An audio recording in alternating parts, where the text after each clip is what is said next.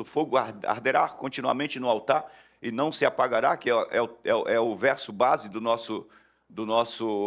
nossa série, não é? Que é o coração sempre desejando Deus, sempre querendo estar com Deus, sempre no relacionamento com Deus.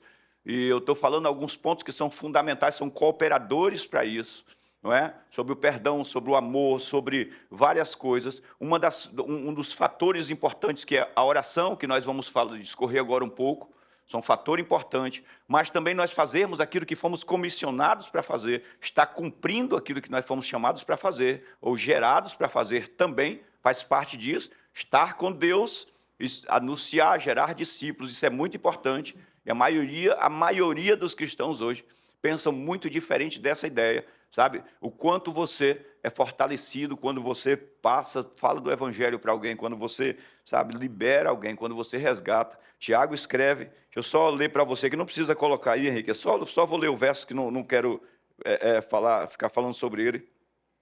Verso 20 do capítulo 5 de Tiago, ele diz assim, ó: sabei que aquele que converter o pecador do seu caminho errado, salvará da morte a alma dele e cobrirá a multidão de pecados. Dá uma olhada que Tiago coloca isso no nível elevadíssimo, não é? O dever e que há recompensa para aqueles que ganham almas. Provérbios está escrito assim, aquele que ganha alma é sábio.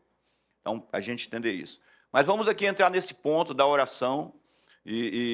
Semana passada eu não consegui sair dessa frase, né? Ficamos nessa frase aí, a frase de Watmani, o que ele diz: a oração exercita o espírito. E lembre, gente, exercitar é fortalecer, é criar estruturas internas, não é? Para suportar os combates, os confrontos. Então, quando vem a ideia exercitar, alguém está se exercitando numa determinada área, está falando sobre fortalecimento estrutural para suportar o que vem pela frente, não é? Suportar o que vem pela frente, os desafios, a importância desse exercício. Jesus disse assim, aquele que ouve essas minhas palavras e as pratica, ele diz assim, aquele que põe em prática, exercita o que eu estou falando, eu vou mostrar para vocês a quem essa pessoa é semelhante. É semelhante ao homem que cava fundo, encontra a rocha e edifica sua casa na rocha. Ele diz, quando vier as tempestades, quando o desafio vier, quando as tribulações vier, ele não vai se abalar. Por quê? Porque ele exercita o que eu estou falando. Edificar, praticar é exercitar, gente. Então, essa frase do Watmani eu achei muito proveitosa para a gente, né? A oração exercita o espírito, fortalece, estrutura o espírito, né? E que, por sua vez, é fortalecido por meio de tal exercício. A negligência na oração seca o homem interior. Seca, como diz no Nordeste, amofina. Esse menino está amofinado, né? Aquele menino amarelo, da canela fina, barrigudinho, só barriga, braço fino, amofinado, né? Então, a negligência na oração seca o homem interior. Então, tem algo por fora aparente, mas por dentro não tem nada. Quando botar peso, não aguenta. Não aguenta. Não é? Seca o homem interior. Nada pode substituir a oração, nem mesmo a obra cristã. Nem mesmo. Então, eu comentei muito sobre isso aqui a semana passada, não vou ficar preso mais a esse comentário, mas a importância de entendermos que, ainda que eu faça um monte de coisa aqui, esteja para cima e para baixo, nós vivamos, eu vivo exclusivamente para isso, né? Para o ministério, eu, o Guilherme e o Henrique. Cara, se nós não tivermos uma vida de oração, vamos virar aqui uma coisa mecânica. Acorda de manhã, igreja, aí à tarde, faz tudo. Já sei como vocês funcionam, né? Como o Jackson gosta, se move, como a Verônica, como o Ricardo, e como a Beth funciona e tal. E aí faço tudo, legal. E aí já, a hora de ir para casa. Puta, graças a Deus. E volto. Cara, porque o homem interior está seco. Está seco. Aí, o que é que não vai se perceber? Poder de influência. Porque o que influencia pessoas não é exatamente uma aparência exterior, é um espírito aceso, é a chama. É isso que influencia pessoas. É isso que influencia. Quando você está no carro, por exemplo, essa semana eu peguei algumas pessoas, elas entravam no carro, eu não via o perfume, cara, mas o perfume invadia o carro. Eu, caramba! Mas tinha uns também que, misericórdia. Então, o que não é visível tem esse poder de criar, de formular um ambiente. Então, o que influencia pessoas? A vida interna, o homem interior, é o que influencia. Então, eu posso estar fazendo as mesmas coisas sem nenhum poder de influência. Sem nenhum poder de influência. E aí, então, eu tenho que ficar forçando as pessoas a se moverem em meu favor. Eu tenho que obrigá-las, porque eu não influencio. E influência revela o teu coração. O teu poder de influência mostra o teu coração. Entendam isso, gente. Isso é muito importante. A paixão com que fazemos as coisas, a paixão com que nos entregamos. E digo para vocês que vamos olhar para duas pessoas, né? Talvez que ficou na história. Hitler. O Hitler. Capacidade que aquele cara teve de influenciar milhões de pessoas. O cara quase se torna um deus para quem o seguia. Dizem que na guerra, na Rússia, nas regiões da Rússia, aquele cara, os soldados deitavam no gelo, faziam uma cama, ele deitava por cima, e outros soldados deitavam por cima. De manhã, soldados de fora amanheciam mortos para que ele ficasse vivo. O espírito influenciador. Outro cara, Ayatollah Khomeini, morreu lá nos idos de 90 e pouco. Khomeini morreu, era um sacerdote muçulmano, ele morreu. Segundo informações da época, mais de 100 pessoas morreram batendo a cabeça no chão por causa da morte do seu líder. Então, para vocês entenderem que um espírito em chamas, ele influencia pessoas. E eu não tenho como despertar esse espírito interno. 2 Timóteo 1,7. Henrique, você pode pôr aqui para mim, por gentileza? 2 Timóteo 1,7. Eu gosto de ler esse verso, né? Porque ele faz parte.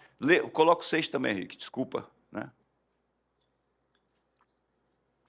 Paulo fala para Timóteo: por esta razão eu te admoesto que você reavives. Reavivar é soprar, é acender, é fazer com que a chama levante. Reavives o dom de Deus que há em ti através da imposição das minhas mãos. Porque, verso 7, Deus não nos tem dado um espírito de covardia, de medo, de temor, mas um espírito de poder, e essa palavra poder, que é a palavra dunamis ou dunamis, é poder que acende, que pega fogo, que transforma o ambiente, que muda o exterior, que ilumina. Então, essa influência... Pastor,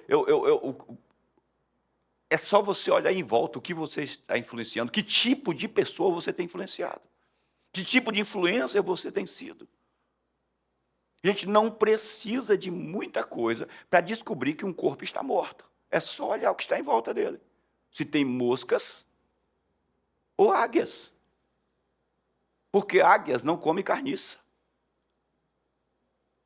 É só olhar o que está em volta.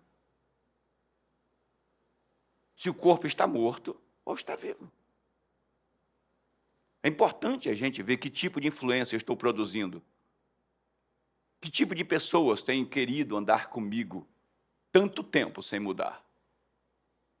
Continuando as mesmas. Porque é medido isso. Quando eu não era cristão, eu era o cara das piadas. E eu percebo hoje o quanto Deus me abençoou. Eu esqueço o nome de pessoas, mas eu tenho uma facilidade para guardar passagens bíblicas, versos, sabe? Então, às vezes, seja quem estiver pregando aqui, os meninos estão pregando, ele fala um verso, fica na minha cabeça aquele verso, e eu vou atrás, porque eu tenho facilidade. Porque eu tinha facilidade para guardar piada. O cara contava uma piada, eu conseguia reproduzir ela. Hoje eu vejo que a Marcela tem essa facilidade. Ela ouve uma música 2 vezes, já canta sem olhar a letra. Eu disse: ela herdou isso de mim, graças a Deus foi para Deus. Não é? E aí eu me converti, cara, eu tinha uma dificuldade de ficar sem ouvir uma piada. O cara começava a contar uma piada, a orelha chegava a mexer assim, ó.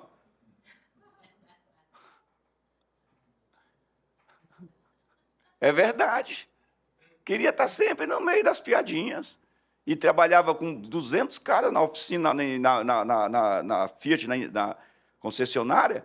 Então, quando era na hora do reboliço ali, das piadinhas, aí meu pastor um dia falou, Adailton, e volta e meia soltava uma piadinha.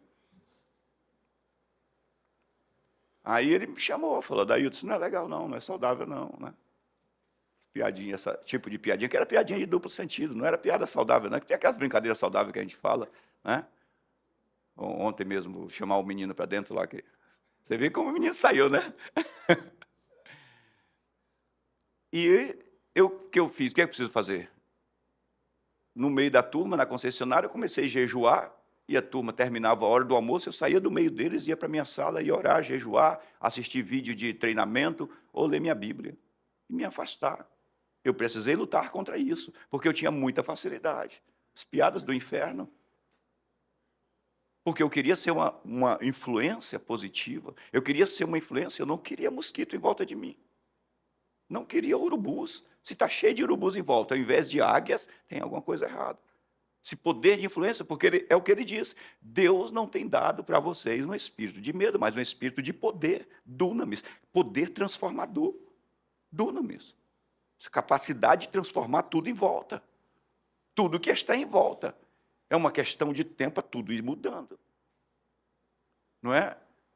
Então, a importância de nós crescermos nesse entendimento, gente, é amadurecimento. Então, eu examino-me a mim mesmo. Paulo diz, examinai-vos para ver se estáis na fé.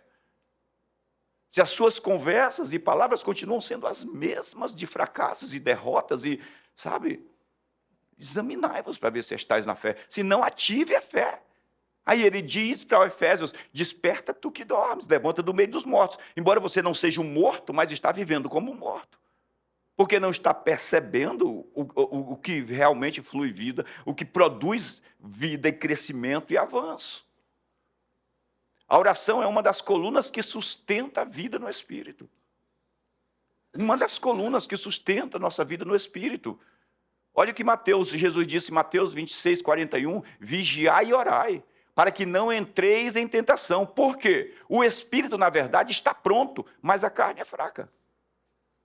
Então ele diz, o que Jesus está dizendo? Que a oração agiganta o teu espírito e ele toma o governo do homem exterior.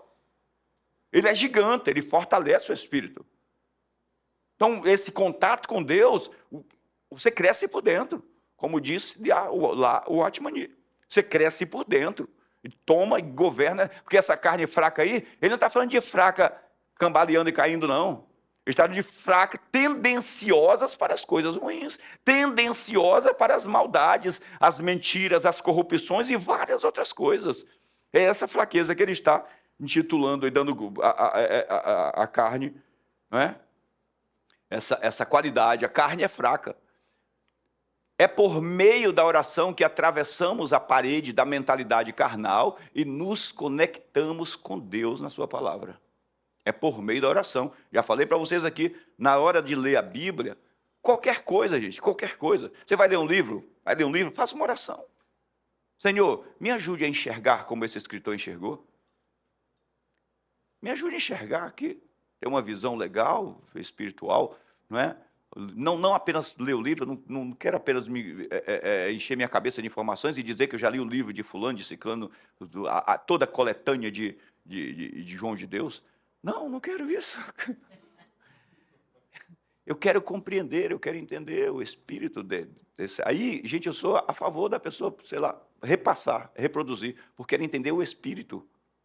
Ela entendeu o espírito, né? É por meio da oração que nós atravessamos a parede da mentalidade carnal e nos conectamos com Deus na sua palavra, né? Devemos orar primeiro, porque Jesus disse que é preciso. Por que eu devo orar? Primeiro, porque Jesus disse que é preciso. Ele diz, né? E quando orardes, Mateus 6,5. Ele não diz se orardes, ele diz quando orardes. Então ele está dizendo, você vai ter que orar, mais cedo ou mais tarde vai ter que orar. Não é se orar. Se um dia você sentir no coração, não, ele disse quando orardes. Então significa que mais cedo ou mais tarde eu vou ter que orar. Estava vendo esses dias o debate, não vi o debate todo, vi só uma parte do debate de um ateu com Ateu, né? Que não acredita que Deus existe. Com o pastor Flávio Cavalcante, César Cavalcante. Aí eles fizeram uma pergunta para o ateu e ele ficou entrincheirado e disse: ai meu Deus. Aí, ué? Na hora que a coisa apertou, até o Deus que não existe agora precisa me ajudar. Ele disse: ai meu Deus. Aí o pessoal falou: ué, Deus passou a existir agora na encruzilhada? Vai ter uma encruzilhada que eu vou ter que orar, que você vai ter que orar. Ah, pastor, mas não tem uma vida costumeira de oração, não é? Mas vai ter uma encruzilhada, não se preocupe não. Mais cedo ou mais tarde, o pé da cadeira vai sobrar no caminho e o dedinho midinho, que passou o dia inteiro apertado pelo sapato, com a meia fina, vai dar de cara com ele. Sai faísca. Pode sair duas coisas. Ou Jesus, misericórdia, ou Itacoaquecetuba. É. Entendeu? Por que eu devorar? Porque a sala onde Deus se encontra, olha lá, ó, com seus filhos para ter comunhão, chama-se sala de oração. Por isso que eu devorar. Está lá, ó. Tu, porém, quando orares, vai para teu quarto e após ter fechado a porta, orarás a teu pai, que está em secreto. Ele está em secreto. E teu pai, que vê você em secreto, ou seja, você foi ao encontro onde ele está, ele vai te recompensar plenamente. Ele não só, olha só, eu gostei muito dessa expressão, recompensar plenamente, porque ele não só te abençoa, como também ele te supre, ele te atende naquilo que você levou para ele. Ele está em secreto, te vê em secreto, por isso que eu devo orar. Porque é um lugar onde eu encontro, é um encontro marcado com Deus. Espera aí, pastor, mas eu não tenho um encontro marcado com Deus na palavra, não. Aqui a Bíblia está dizendo o que Deus pensa. Está dizendo o que Deus pensa. São os pensamentos de Deus expressos para nós. Uma vida de oração é o encontro, é o nosso, o meu e o seu particular com Deus. Terceiro, por que eu devo orar? Porque não encontraremos um único homem ou mulher de sucesso na Bíblia que não tenha tido uma vida de oração. Você não vai encontrar nenhum homem ou mulher de sucesso que não tenha tido uma vida de oração. E você vai ver que quando a coisa aperta, todos eles sabem o caminho, imediatamente. O texto seguinte já diz assim: fulano orou, e fulano buscou a Deus, e fulano estabeleceu um jejum, e fulano, por quê? O sucesso vem depois de um tempo de oração. Sempre de um tempo de oração. Nós tivemos, hoje a gente vai para o Helena trabalhar um pós-guerra, né? Paulo diz, depois de ter feito tudo, permanecer inabalável, chama-se pós-guerra. Ontem a nossa televisão parou de funcionar lá, o computador piscou, esses LEDzinhos aqui ficaram malucos, acende e apaga. Então a gente hoje vai para o pós-guerra, vai ver se foi o cabo, se foi o aparelhinho da televisão para os slides, vai trabalhar isso. Seja lá o que for, hoje a gente vai ter que ter um culto com televisão lá, para o pessoal ter esses slides também. Né? Porque não encontraremos um único homem ou mulher de sucesso que não tenha tido uma vida de oração. Né? Quarto, porque somos habitação de Deus no Espírito. Porque eu devo orar? Porque sou a habitação de Deus, porque Ele habita dentro de mim. E a Bíblia diz que Deus é Espírito. E convém que os seus adoradores adorem em Espírito. Então eu tenho que ter essa conexão espiritual. Esse momento onde eu desligo a minha mente, onde eu fecho os meus olhos, e eu me conecto com Ele. Ele diz que aqueles que se aproximam dele, se acreditarem que Ele existe, é recompensado. Se acreditarem que Ele é presente, é recompensado. Então, cara, porque Deus é Espírito, né? Isaías 56, 7 diz assim: esses eu trarei ao meu santo monte, lhes darei alegria em minha casa de oração. Meu Deus, lhes darei alegria em minha presença. Salmo o quê? Salmo 11, Salmo alguma coisa, que na destra dele, eu nunca lembro esse Salmo. 16, 11, é o 16, 11. Põe aqui, Henrique, para mim. Para a gente. Sempre troco uma coisa pela outra. Tá aqui, olha isso aí, gente, ó. Na presença dele. Tu me farás ver os caminhos da vida. Na tua presença, plenitude de alegria. Na tua destra, delícias para sempre. Gente, vocês querem reformular a semana de vocês? Eu quero, tipo assim, lançar como desafio para vocês. Todos os dias, pela manhã, todos os dias, acorda. Sei lá, de repente você não tem tanto tempo, porque o dia é tão corrido e as horas são tão poucas para tudo que você tem que fazer. Separe 10 minutos de qualidade. 10 minutos de qualidade, eu estou falando. O que é 10 minutos de qualidade, pastor? Eu acordo, pego o meu celular, baixo o volume no máximo, né? Deixo do lado de fora do meu quarto. Aí entro no meu quarto e falo com Deus. Aí penso no verso. Ou leio um verso, se eu souber um verso que tiver decorado. Né? Se não tiver, abre a Bíblia ali, ou abre o celular um verso. Leia aquele verso. Faça uma oração de verdade com Deus, apresentando o seu dia, declarando o que você espera do seu dia. Presta atenção, gente.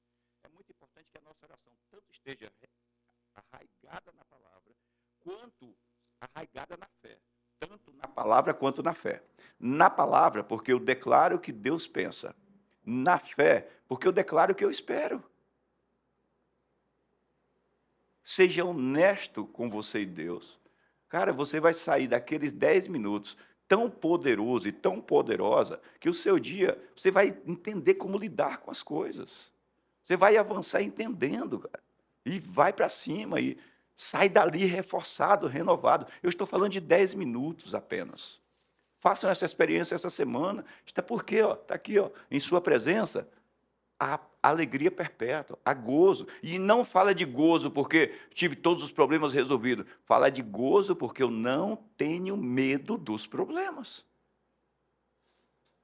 Porque eu não tenho medo, porque eu não recuo diante deles. Recebi força do Senhor.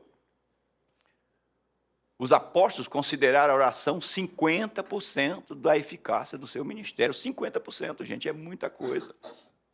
50%. Ele diz lá em Atos 6,4, nós perseveraremos na oração e no ministério da palavra. Eles entregaram todas as funções para os diáconos, as funções de cuidar do povo, e ele diz, nós perseveraremos em duas coisas, oração e pregação.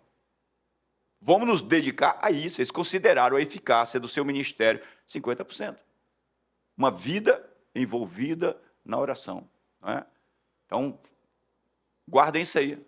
A oração nunca foi nem é um ato religioso, mas sim um campo de relacionamento e intimidade com o Pai, onde somos iluminados pelo seu amor e recebemos direções para vivermos de forma vitoriosa. Nunca foi um ato religioso. Né? Um ato religioso é você, de repente, parar no meio da rua e ajoelhar e orar. Aí é um ato religioso. Um ato religioso é você, sei lá, estar dentro do ônibus e começar a orar alto, sendo que tem um monte de gente ali em volta de você que, cara, não tem essa vida de oração, e a gente tem que respeitar o espaço das outras pessoas, se é um espaço público.